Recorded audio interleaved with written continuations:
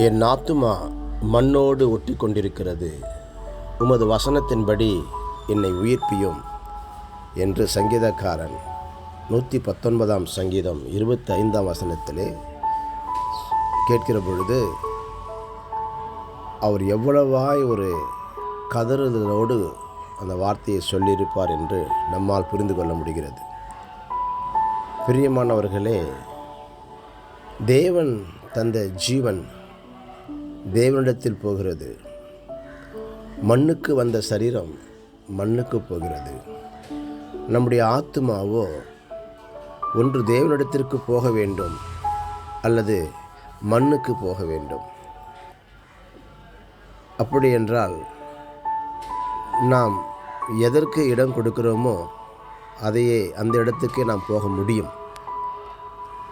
தேவனுடைய காரியங்களை, தேவனுக்குரியவைகளை, புண்ணியம் எதுவோ, புகழ் எதுவோ, நற்கீர்த்தி உள்ளவைகள் எவைகளோ, ஒழுக்கம் உள்ளவைகள் எவைகளோ அவைகளையே நாம் சிந்தித்து கொண்டிருந்தால், தேவனுக்கு பிரியமானதை செய்கிறவர்களாய் நாம் வாழ்ந்து கொண்டிருந்தால், தேவனுக்காக வாழ்ந்து கொண்டிருந்தால், தேவ பிள்ளைகளோடு ஐக்கியமாக இருந்தால் நாம் தேவனிடத்திற்கு உள்ள பரலோகத்திற்கு போவோம். அல்லாமல் மாம்சத்தின்படி மண்ணுக்கேற்ற காரியங்கள்,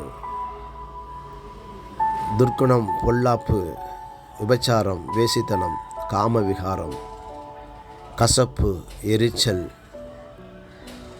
விக்கிரக ஆராதனை, பில்லி சூன்யம், மந்திர தந்திரங்கள்,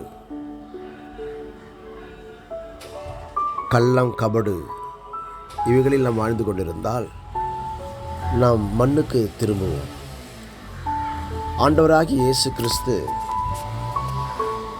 நம் ஆத்துமா மண்ணுக்கு போகாதபடிக்கு தேவனிடத்திற்கு போகும்படியாக இந்த உலகத்தில் வந்து அவர் வாழ்ந்து காட்டினார்.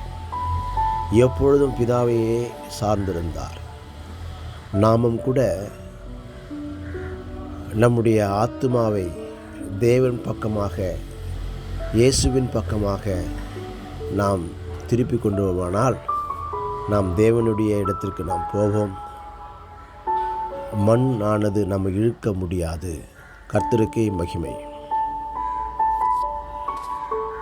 இயேசு கிறிஸ்து தாமே உங்களை ஆசீர்வதிப்பாராக.